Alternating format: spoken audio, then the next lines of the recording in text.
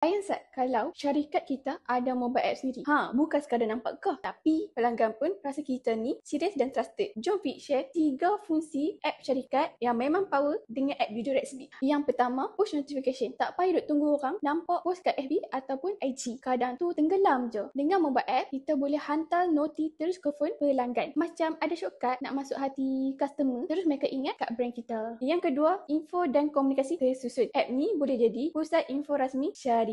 Semua benda dari berita terkini, update projek sampai contact form, semua customer boleh capai dalam satu tempat. Senang, tak payah duk scroll dah. Grup WhatsApp yang penuh dengan stiker. Yang ketiga, branding dan professional image. Bila syarikat kita ada mobile app sendiri dalam Play Store dan App Store, automatik akan nampak lebih profesional. Customer pun akan rasa lebih yakin sebab semua maklumat dan servis kita ada platform rasmi, bukan main-main. So, kalau nak syarikat nampak lebih profesional, engage terus dengan pelanggan, ada platform rasmi sendiri, memang wajib buat mobile apps. Guna app Video Rexby, semua benda boleh DIY je. So, korang rasa fungsi mana paling penting kalau ada dalam app syarikat korang?